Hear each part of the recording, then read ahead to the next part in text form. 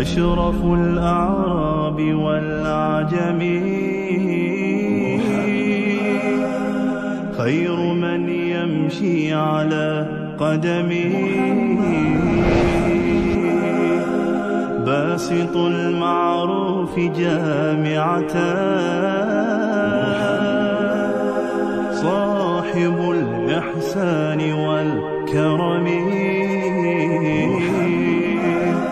تاج رسل الله قاطبة صادق الأقوال والكلم خبيت بالنور طينته لم يزل نورا من القدم يا خير خلق الله يا خير خلق الله يا خير خلق الله يا خير خلق الله يا خير خلق الله محمد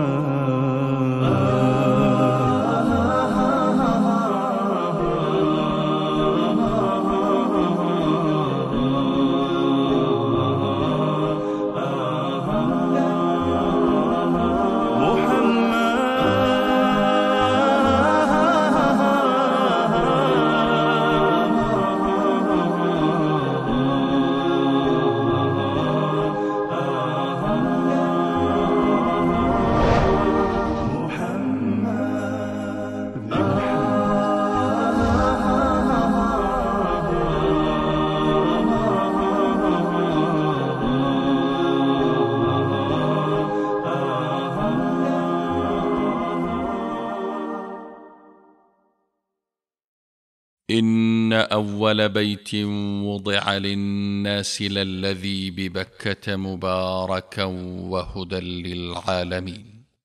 بیت الله، خانه خدا در قلب مکه مکرمه، قبله سالکان درب هدایت از روز ازل تا به روز ابد. گرچه تاریخ از اینکه اولین مأموریت برپایی کعبه را خداوند بر دوش چه کسی نهاد هیچ بیاد ندارد و در این باب تاریخ نگاران اختلاف رأی دارند.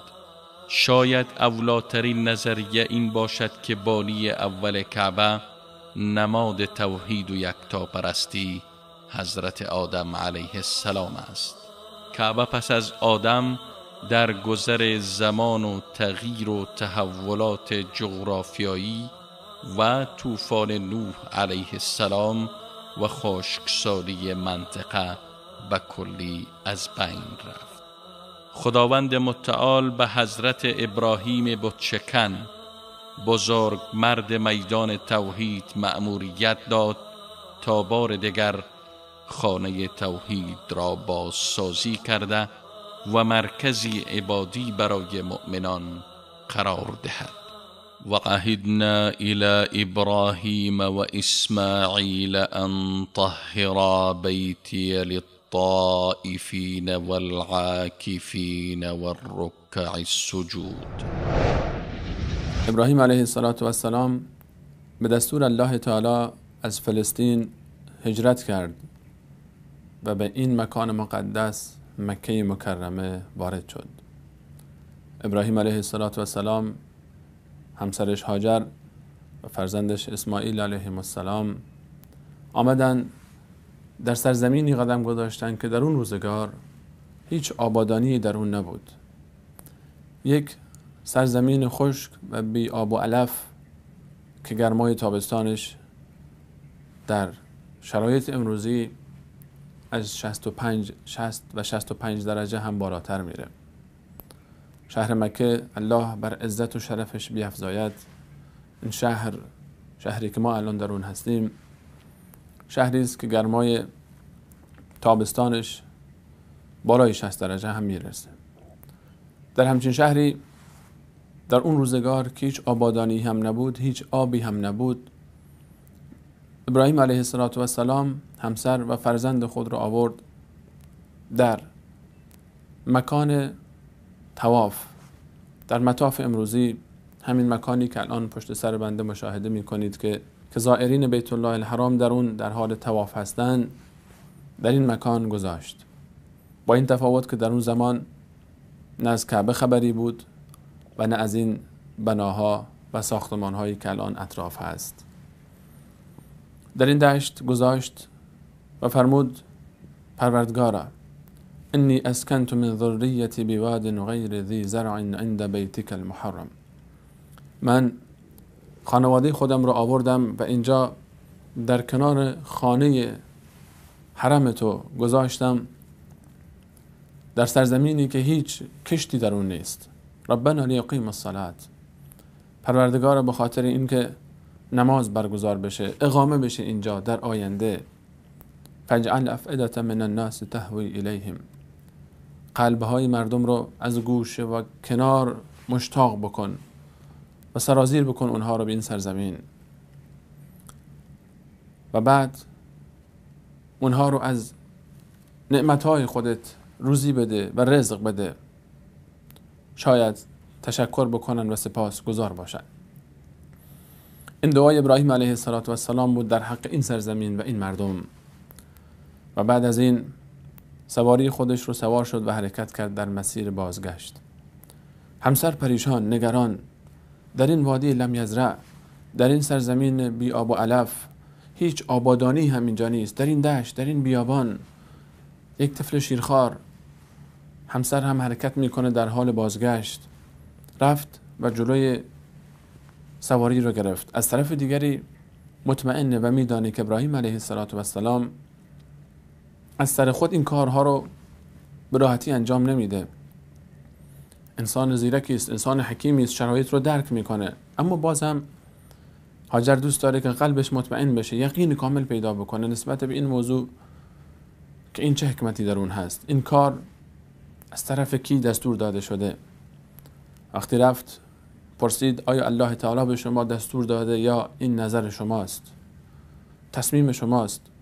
ابراهیم علیه السلام فرمود این دستور الله تعالی است.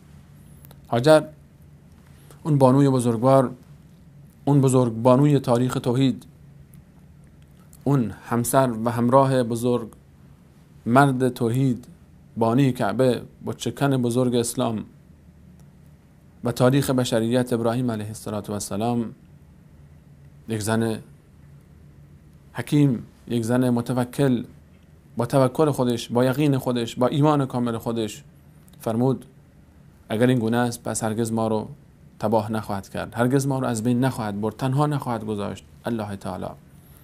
ابراهیم علیه السلام رفت. 3 نفر، 1 نفر از اونها کم شد، 2 نفر باقی ماندن. بعد از اون غذایی که داشتن، آبی که داشتن رو به اتمام بود، تمام شد. فرزند گرسنه است، تشنه است، شروع میکنه به گریه کردن. مادر بیتابه از اینکه فرزند بیتابی میکنه، شیری هم نداره که به فرزند خودش بده، چون خود مادر هم غذایی برای خوردن نداشته. حرکت میکنه برای جستجوی آب، این طرفتر اون طرفتر. میاد این طرف سمت چپ روی صفا، تپه صفا، و حرکت میکنه بر روی تپه صفا میره. همین مکانی که شما مشاهده میکنید در نزدیکی های کعبه، مکان صفا، بر روی تپه صفا بلند میشه با امید این که اون طرفتر شاید آبادانی ببینه، شاید این طرف کسی باشه که آبی داشته باشه. به نتیجه ای نمیرسه. از صفا پایین میاد و حرکت میکنه اون طرف سالن صفا و مروه‌ای که امروزه وجود داره. در منطقه مروه تپه است، به این امید که شاید پشت اون تپه چیزی دیده بشه. کل این منطقه اطراف حرم رو اون موقع تپه ها و کوه ها فرا گرفته بود. روی مروه میره دوان. وقتی که از صفا پایین میاد فاصله بین صفا و مروه رو میدوه، همون فاصله رو که امروز حجاج میدون. دوان میرن به یاد هاجر علیه السلام. بعد وقتی که بر مروه بلند شد باز هم چیزی ندید. دوباره با امید این که شاید دوباره به سمت صفا بره، از صفا نگاه بکنه، کسی رو پیدا بکنه، آبی پیدا بشه. دوباره همین مسیر رو بازگشت و باز هم وقتی که بین مروه و صفا قرار گرفت، شروع کرد به دویدن. این کار 7 مرتبه تکرار شد، رفت آمد تا اینکه الله تعالی جبرئیل امین علیه السلام را فرستاد تا این طفل رو دستور بده که پای خودش رو بزنه به زمین. وقتی که این طفل پای خودش رو به زمین زد، از زیر پای اسماعیل علیه السلام با ضربه جبرئیل علیه السلام چشمه آبی جوشید. در این مکانی که در محل طواف کارگران مشغول کندوکاری هستند، در نزدیکی های این منطقه چشمه آب زمزم جوشید. زمزم هدیه الله تعالی بود به هاجر و اسماعیل و ابراهیم علیهم السلام، به خاطر صبرشون، به خاطر اعتمادشون، به خاطر توکلشون، به خاطر باور و یقینشون این چشمه جوشیدن گرفت. وقتی که مادر از اون طرف نگاه کرد که آب زیر پای فرزند جاری شده، دوان دوان آمد و این آب به چشمه رو که حرکت کرده بود دور اینها رو بست، دور این رو گل گرفت با آبی که خارج شده بود تا این آب اینجا جمع بشه و از اون استفاده بکنه.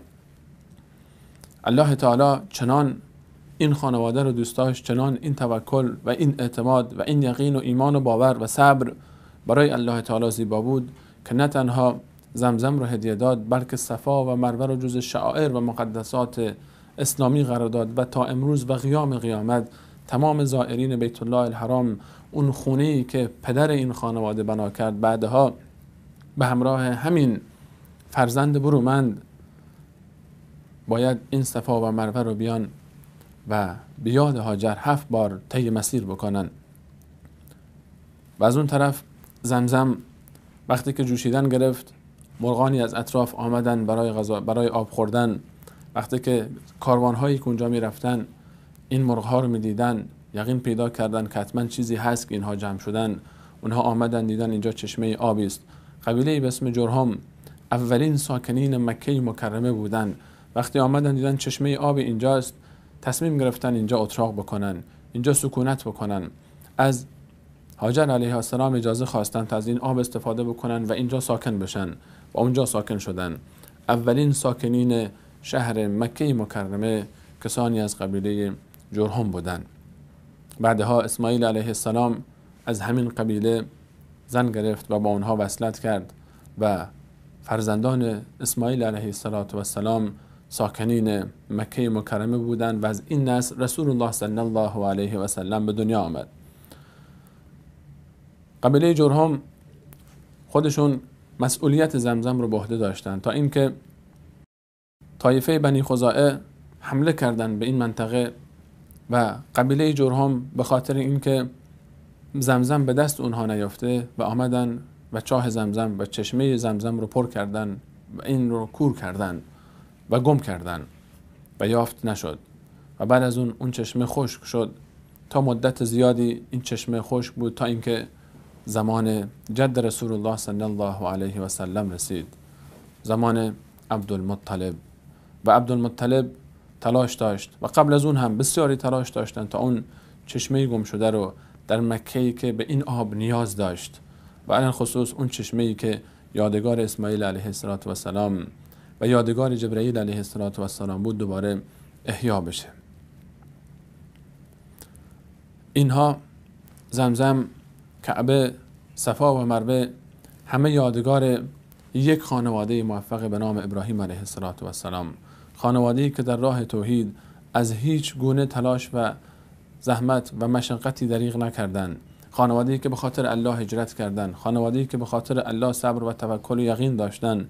این خانواده بانی کعبه، پدر و فرزند کعبه اسماعیل علیه السلام صاحب چشمه زمزم و هاجر صاحب صفا و مروه و کل این حرم مزین به نام ابراهیم علیه السلام و خانوادهش. و چه خانواده مبارکی، پدر، همسر و فرزند. و برکه مشاعر حج بعدها اسماعیل علیه السلام برای قربانی در قربانگاه رفت و اونجا هم یکی دیگر از مشاعر الهی قرار گرفت در منا و سنگ هایی که به شیطان زده شد در راه رسیدن اسماعیل به قربانگاه. تقدیر الهی بر این رفت که قبیله جرهم از عرب‌های یمن که پس از شکسته شدن سد معرب سرزمین خود را رها کرده بود در کنار آب زمزم سکنا گزیند و دلگرمی و انسی باشد برای هاجر تنها و جگرگوشش اسماعیل در این بیابان برهوت.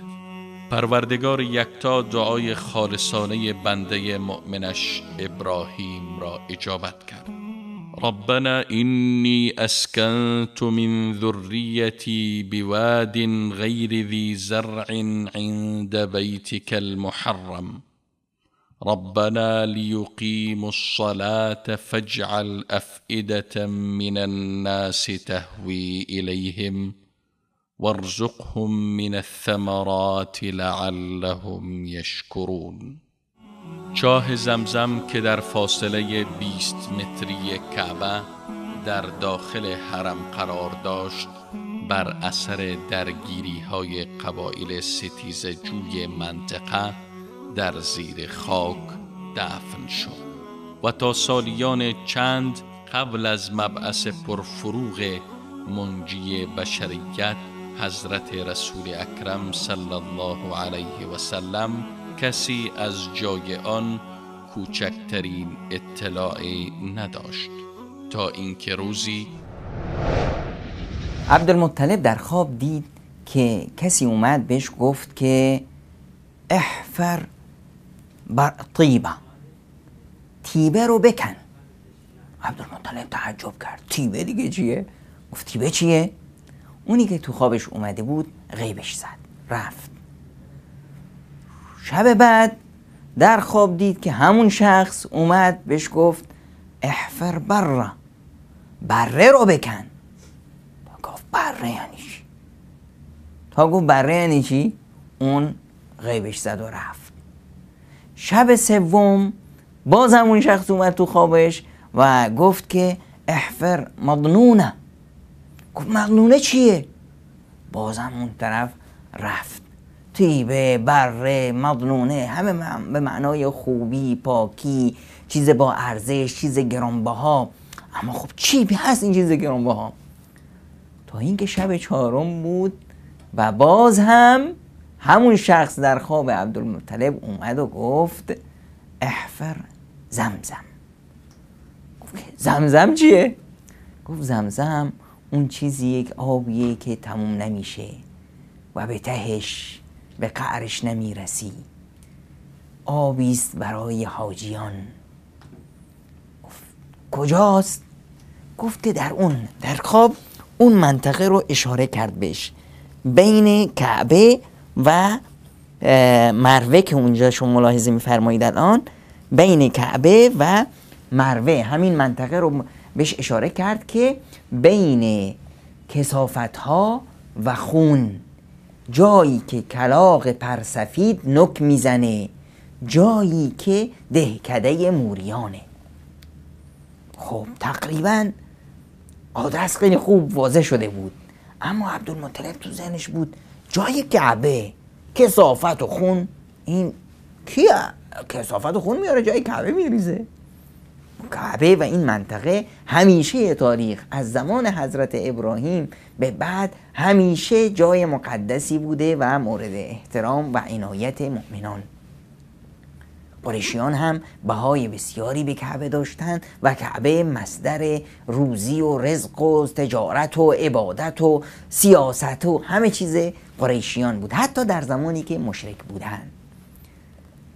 عبدالمطلب یه پسر داشت اسمش بود حارس. حارس رو گرفت، کلنگی برداشت، حارس رو گفت شمشیر تو بگیر. اومدن جای کعبه، همین جایی که کعبه هست. خب کجاست این جایی که آدرس داده بود؟ در همین اثنا قبل از این که اونا برسن یک آدمایی اومده بودن روی مروه، یک بتی بود به نام اساف. بعضی از دیوونا مثل امروزی که هستند افراد جاهل و نادان اومده بودن یک گاوی رو قربانی کرده بودن زیر پای اساف، همون کاری که خیلی از نادانان و مشرکان و بدعتگران و اینها در کنار قبرها و در کنار نمیدونم فلانها قربانی میکنن. اومد اینجا دید که اینا قربانی کردن گاوه رو، کثافتاش یه جای ریختن، خونش یه جای ریخته. خب پس گفت این کثافت ها و این خونا. در همین میان دید که یک کلاغای مکه مکرمه پرسیاند، اما این پرسفید بود، یه جایی داشت نوک میزد تو زمین. اینجاست. رفت نزدیکتر دید بله اینجا موریان هم یک بند و بساطی واسه خودشون راه انداختن، خونه و لونه درست کردن. به پسرش گفت شمشیر رو بردار، مواظب باش کسی رو نذار نزدیک من بیاد. و خودش شروع کرد به کندن همین جایی که امروز از اونجا به اصطلاح زمزم میاد بیرون، که الان البته زیر منطقه مطاف هست و دیده نمیشه و از اونجا الان لوله کشی هست و همه زمزم به همه مناطق مختلف و جای مختلف حرم میرسه. به هر حال اینجا رو شروع کرد به کندن. قریشیان دیدن که تو حرم داره یکی گودال میکنه، اومدن که عبدالمطلب چی کار داری میکنی؟ گفت کارتون نباشه. خواستن ممانعت کنن که حارس شمشیر رو کشید و دیگه اونا رو این ور اونور پراکنده میگن حمله میکردن. حارس مواظبت بود تا اینی که عبدالمطلب داد کشید الله اکبر رسیدم. فهمیدن که چیزی رو عبدالمطلب کشف کرده، گنجی چیزی پیدا کرده. دیدن که بله زمزمی که سالیان گم بود و خبری ازش نبود عبدالمطلب کشفش کرد. و با اومدن زمزم و اینا قریشیان گفتن خب مکه که آب نداشت، زمزم هم مصدر آب باشه و کسی از این آب بده به حاجیان چه فخر فروشی میتونه بکنه و فخر فروشی واسه مردم اون زمان خیلی اهمیت داشت. خب اومدن گفتن که عبدالمطلب ما هم قریشی، تو هم قریشی، ما هم از فرزندان اسماعیل، به هر حال ما هم تو این زمزم حقی داریم، این مال پدر ما هم بوده. گفت نه خودم پیدا کردم کسی حق نداره. سر و صدا بلند شد و اینا. گفتن یکیشون گفت آقا هیچ کاریتون نباشه میریم یکی رو داور میکنیم. عبدالمطلب گفت این حرف حسابی، کی رو میخواید داور کنید؟ گفتن یه زن کاهنی هست از بنو سعد در شام، میریم اونجا پیشش. عبدالمطلب گفت قبول.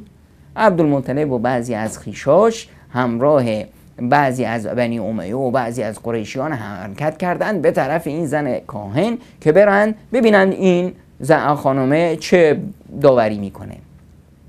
رفتن در این صحرا و کویر گرم.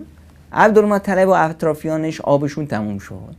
به اون دوستاشون گفتن که آقا، به همراهشون که آقا به ما یکم آب بدید. گفتن میبینید که دیگه همونطور که آقا به شما تموم شده آقا به ما هم تموم میشه، ما به شما بدیم حالا چقدر را دیگه مونده. بهشون آب ندادن. اینو رفتن تا لحظاتی که دیدن که نه نمیتونن ادامه بدن. در اونجا عبدالمطلب فکری کرد، گفت که ببینید ما میریم اینطوری یکی یکی میمیریم میافتیم، لاشخورا میان همه جسمای ما رو تکه پاره میکنن، لاشا ما رو میخورن.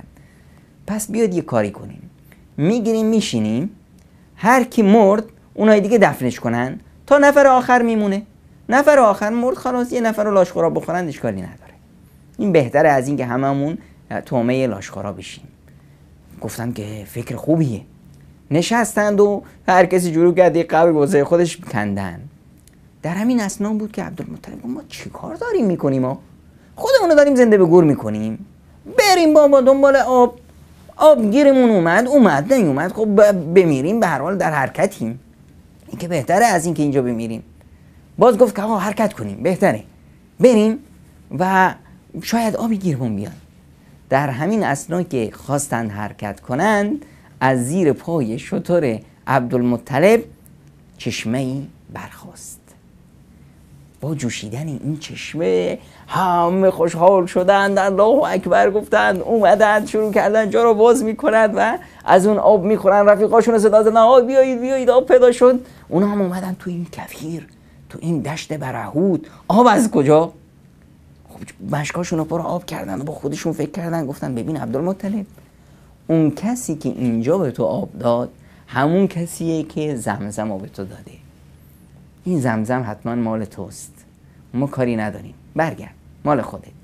و اینطوری بود که اونا از اونجا برگشتند و زمزم یادگار اسماعیل بزرگ، زمزم یادگار هاجر و اسماعیل اومد رسید به عبدالمطلب پدر بزرگ پیامبر اکرم. این میراث ابراهیمی رسید به پیامبر خدا صلی الله علیه و سلم که درباره زمزم فرمودند زمزم برای اون چیزی که خورده بشه، از زمزم لما شرب له، اگه کسی زمزم رو به نیت شفا بخونه و بنوشه و از خداوند شفا بخواد، خداوند شفاش میده. اگه کسی زمزم رو بنوشه به نیت سیر بشه و به اصطلاح ارزش غذایی داشته باشه، زمزم ارزش غذایی پیدا میکنه. اگر به نیت نوشیدنی و آب باشه، زمزم تشنگیشو برطرف میکنه. و همینطور ضربه جبریل و نوشیدنی اسماعیل که این به موحدان هدیه داده شد از جانب خداوند منان. بازگشت ملکیت زمزم به فرزندان اسماعیل بازگشت مکانت و جایگاه رهبری و زعامت دینی آنها در میان قریشیان بود. گویا تقدیر می‌خواست با این حادثه بستر مناسب برای میلاد رسالت خاتم طرح ریزی کند. روز به روز بر محبوبیت و احترام عبدالمطلب در میان قریشیان افزوده میشد و مکه او را سرور و سردار خود میدانست. حادثه اصحاب فیل پیش از تولد نبی رحمت اشاره گویاتری بود بر آمادگی مکه برای رهبری دعوت توحید و یکتاپرستی. یکی از حوادث مهمی که قبل از تولد رسول الله صلی الله علیه و سلم در مکه مکرمه و جزیره العرب اتفاق افتاد، حادثه اصحاب فیل بود. پادشاهی در یمن به نام ابرهه که چشم دیدن عظمت و شوکت مراسم حج رو در این سرزمین نداشت و نمیتونست ببینه که کعبه مکرمه چنین رونقی پیدا کرده در مکه مکرمه و سالانه هزاران بلکه میلیون ها نفر رو از گوشه و کنار دنیا به زیارت خودش میخوانه، تصمیم گرفت تا در مقابل کعبه معظمه یک کلیسایی برای خودش درست بکنه و مردم رو دعوت بکنه به زیارت کلیسای خودش. کلیسایی به نام قلیس با شکوه و عظمت فراوان درست کرد تا در مقابل کعبه قرار بده و مردم رو دعوت کرد به زیارت اون، اما هرگز نتونست اون شکوه و عظمت کعبه رو به دست بیاره. به همین خاطر قصد کرد تا کعبه معظمه رو تخریب بکنه. حال بعضی ها گفتن شخصی رفت از جزیره العرب و اهانت کرد و قضای حاجت کرد در اون کلیسا به نشانه اعتراض و توهین و اون هم این رو بهونه‌ای کرد برای حمله به کعبه معظمه و تخریب کعبه مکرمه. در مسیر راه با 60,000 سوار و فیل‌های بسیار بزرگ حرکت کرد به قصد تخریب مکه مکرمه تا که به این سرزمین رسید، یعنی مشاعر مقدسه عرفات، مزدلفه و منا، همین سرزمینی که الان من و شما داریم تصویرش رو مشاهده میکنیم. وقتی که ابرهه به این سرزمین رسید، مردم مکه که پشت سر بنده فعلا مکه مکرمه است تا اطلاع یافتن، پریشان و نگران 60,000 نفر، شاید کل جمعیت مکه اون روز 60,000 نفر نبود و اینها پریشان و نگران به پیش عبدالمطلب رفتن. عبدالمطلب بزرگ خاندان قریش، کسی که مسئولیت کعبه رو به عهده داشت و جد بزرگ رسول الله صلی الله علیه و سلم، مردم مکه رو پیشنهاد داد تا از مکه خارج بشن. مردم مکه در کوههای اطراف مکه پناه بردن و پنهان شدن. کل مردم شهر رو ترک کردن. در این مسیر عبدالمطلب کاروان‌هایی از شتر داشت که نیروهایی که در لشکر ابرهه بودند 200 از این شترها رو گرفته بودند و برای غذای خودشون استفاده کرده بودند. وقتی که نیروهای ابرهه به این منطقه و این سرزمین رسیدن، قبل از اینکه وارد مکه مکرمه بشن، عبدالمطلب برای مشورت و برای صحبت کردن با ابرهه به این منطقه آمد و یکی از اطرافیان ابرهه رفت پیش ابرهه و سفارش کرد، به نحوی تعریف کرد از جایگاه و منزلت عبدالمطلب که این شخص کسانی رو که در حضر و در بادیه هستند، در سرزمین هستند غذا میده، حتی برای حیواناتی که در کوه‌ها زندگی میکنن غذا میبره، انسانی نیکوی، انسان سخاوتمندی است و آمده تا با شما صحبت بکنه. صاحب چشمه‌ای که در کنار کعبه است و مسئول کعبه است. ابرهه عبدالمطلب را به حضور خودش طلبید، نه اجازه داد بر تخت بشینه و نه دوست داشت که عبدالمطلب تنها روی زمین نشسته باشه، چون از جایگاهش و شخصیتش خوشش اومده بود و احترام میگذاشت به اون. هر دو نفر روی زمین نشستن. عبدالمطلب به او گفت نیروهای تو 200 نفر از شترهای من رو گرفتن و غصب کردن و برای غذا استفاده کردن و اونها رو به من پس بده. ابرهه انتظار داشت حداقل عبدالمطلب بیاد اینجا التماس بکنه، خواهش بکنه، به دست و پای اون بیفته تا این کار رو نکنه. به هر حال مسئول قریش بود، مسئول کعبه مکرمه و مسئول مکه مکرمه، بزرگ مکه بود. وقتی که این صحبت رو کرد، ابرهه گفت که من وقتی که از تعریف‌های تو شنیدم، وقتی تو رو دیدم، در چشم من انسان بزرگی به نظر اومدی، اما با این درخواست حقیرانه از چشم من افتادی. من فکر می‌کردم بزرگتر از این باشی. عبدالمطلب جمله عجیبی به زبان آورد. گفت انا رب الابل وللبیت رب سیحمیه. من صاحب این شترها هستم، این شترها مال منه و من مالک اینها بودم، اما خانه خدایی داره، خانه از خودش پروردگاری داره، مالکی داره، اون حمایت خواهد کرد از خانه خودش. اگر تو میتونی بری و خودش رو برسونی به اونجا و اگر او اجازه داد که تو خونه او رو تخریب بکنی، برو به هر کاری که دوست داری بکن. اما ما نمیتونیم هم جلوی تو رو بگیریم اگر الله تعالی خواسته باشه. اما اگر الله تعالی نخواسته باشه، یقینا دست تو به کعبه نخواهد رسید. و حرکت کرد و رفت. ابرهه و لشکرش قصد داشتن که به سمت مکه حرکت بکنن.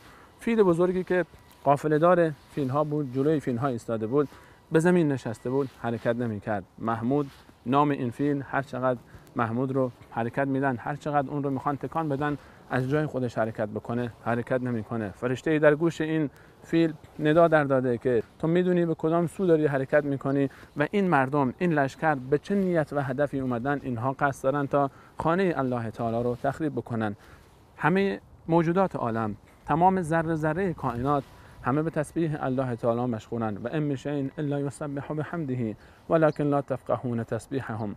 در آسمان و زمین، در عالم هیچ چیزی نیست مگر اینکه به تسبیح الله تعالی، به ذکر الله تعالی، به عبادت الله تعالی مشغولن. هر کسی با زبان خودش، هر کسی با وصف حال خودش، هر کسی با شرایط خودش، اما شما از حال اونها، از نحوه ذکر اونها با خبر نیستید. این فیل همون فیلیه که رسول الله صلی الله علیه و سلم در صلح حدیبیه هنگامی که شتر رسول صلی الله علیه و سلم قصبا از حرکت در مسیر بازمان قبل از ورود به مکه مکرمه و اصحاب هرچی تلاش کردند تا او رو حرکت بدن، به مانند این فیل در این سرزمین، در این مکان هرچی تلاش میکنن اون رو حرکت بدن، حرکت نمیکرد. رسول الله صلی الله علیه و سلم فرمود ما خلعت القصوا و ما هی لها بخلق. قصوا عقب نرفته و همچین اخلاقی نداشته تا عقب بمونه و حرکت نکنه، ولکن حبسها حابس الفیل. اما این قصوا رو، این شتر رو همون ذاتی نگه داشته که فیل رو نگه داشت. اون فیل در همین سرزمین بود. الله متعال نمیخواد که این لشکر بیشتر جلو برن. فیل رو هر کاری میکنن حرکت نمیکنه، به سمت جلو نمیره، اما راست و چپ و عقب برمیگرده. هر چی زور میزنن حرکت نکرد. لشکر قصد دارن که خودشون رو برسونن به کعبه و کعبه رو تخریب بکنن. عبدالمطلب از اینجا برگشت و همراه با برخی از سران قریش رفتند به در خانه خدا رو گرفتند و اونجا زاری کردند و گفتند که بارالها خدایا هر کسی از خونه و زندگی خودش دفاع میکنه، این خونه شماست، شما خودت از خونه دفاع کن که ما نیرویی نداریم که در مقابل ابرهه وایستیم. اهل مکه رو بعد صدا زدند که همه از مکه بیرون شن. مردم مکه اومدند روی این کوهها و اون کوه پشت سر پخش شدند تا ببینند که چه اتفاقی خواهد افتاد. در این اثنا از طرف جده دقیقاً پشت سر من قرار میگیره، از اون طرف جده یک سیاهی در آسمون پدیدار شد. سیاهی نزدیک شد، متوجه شدند که اینها افواجی از پرستوهای ابابیل هستند. پرستوهای کوچیکی که هر یک از پرستوها 3 سنگریزه با خودش همراه داشت، یکی تو منقارش، 2 تا تو دستاشون. این پرستوها اومدند هر یکی از سنگریزها رو روی یکی از سربازای سپاه ابرهه انداختند.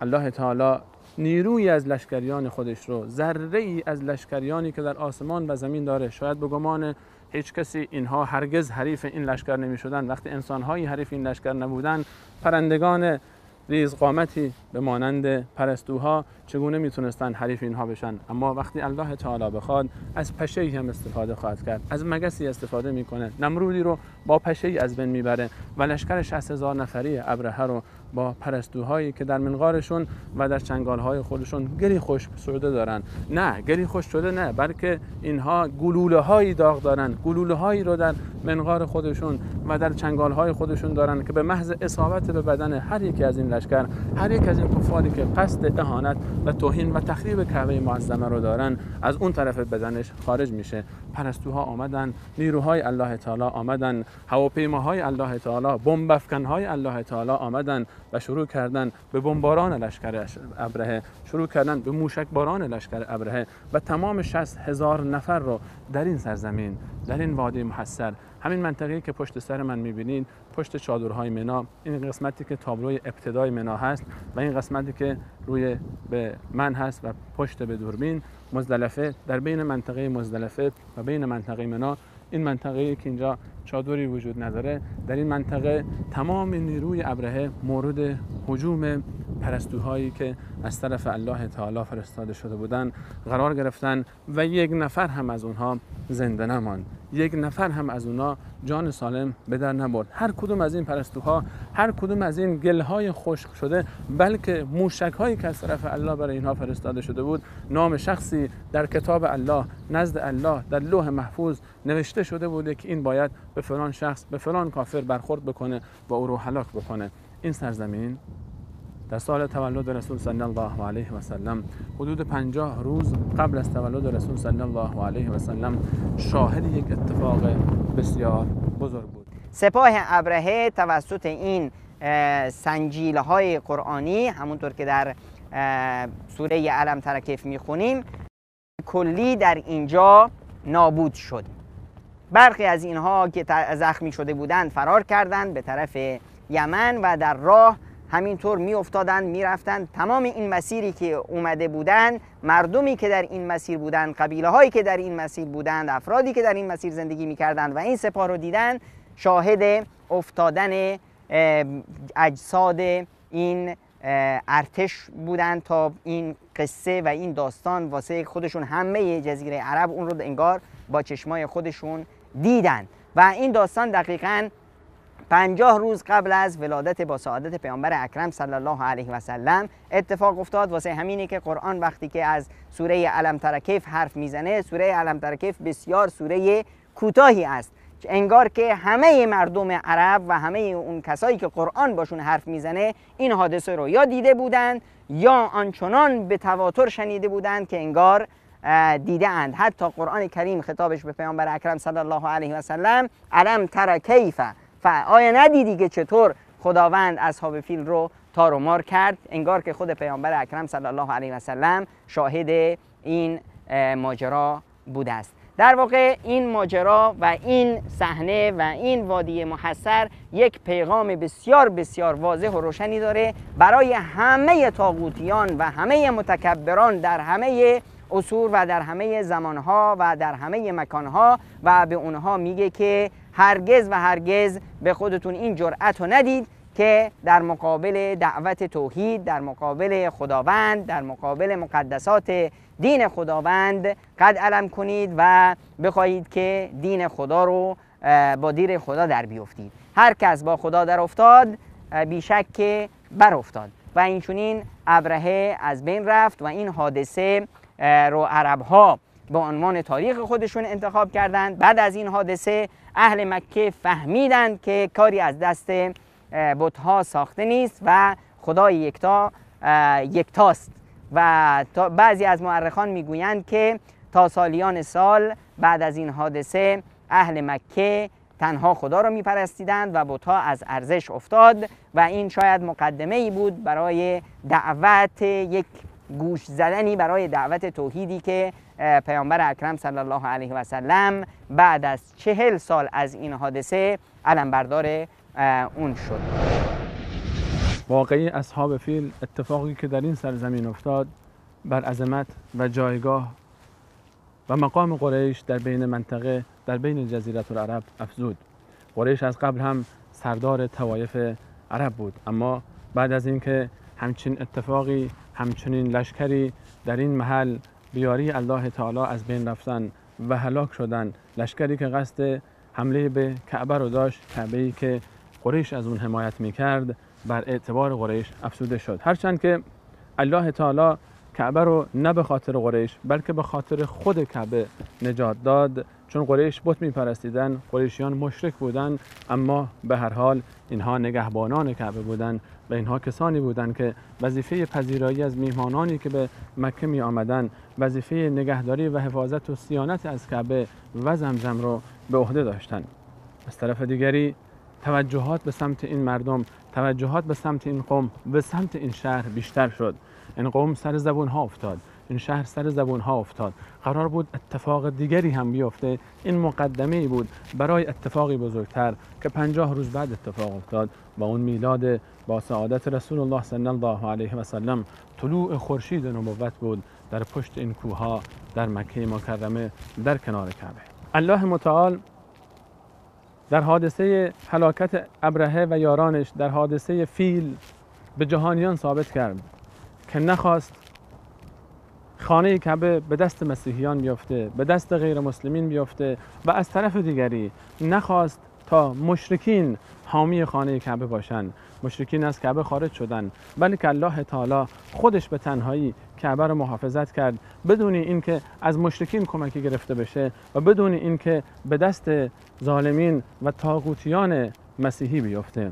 این خودش درسی است برای من و شما. اگر در اون زمان که ساکنین حرم، کسانی که پردهداران و مسئولین و خادمین حرم بودن، مشرک بودن، با این وجود که مشرک بودن، الله تعالی فقط به خاطر اینکه احترام میگذاشتن به کعبه، فقط به خاطر اینکه محبت کعبه رو در دل داشتن، اونها رو در برابر ابرهه و لشکریانش، در برابر کسانی که قصد توهین و اهانت به خانه کعبه رو داشتن موفق کرد. پس چگونه خواهد بود نظر شما اون زمانی که الان فعلا که مؤمنین، که مسلمین، که موحدین پردهدار کعبه هستند، خانه کعبه در اختیار مسلمینه، خانه کعبه در اختیار موحدینه، اگر مشرکی، اگر کافری قصد اهانت به خانه کعبه رو داشته باشه، اگر کسی قصد سو داشته باشه به سمت حرم شریف، به سمت مکه مکرمه، الله تعالی با اون چه خواهد کرد؟ وقتی که ابرهه مسیحی رو که قصد اهانت به مکه رو داشت، مکه‌ای که مشرکین ساکن اون بودن، اجازه نداد به وارد مکه بشه، اجازه نداد وارد حریم مکه بشه، امروزه اگر کافری، اگر مشرکی با وجود موحدینی که شبانه روز مشغول به عبادت در کنار کعبه هستن، قصد دخول و قصد اهانت به کعبه رو داشته باشه، آیا الله تعالی به اون این اجازه رو خواهد داد که وارد مکه بشه؟ کلا و حاشا، هرگز این اجازه رو الله تعالی به اونها نخواهد داد. حریم امن الهی همیشه امن خواهد ماند. الله تعالی حفاظت این منطقه رو به عهده گرفته و به هیچ کس اجازه نخواهد داد که کوچکترین حرکتی در این سرزمین بکنه. أشرف الأعراب والأعجم محمد، أشرف الأعراب والأعجم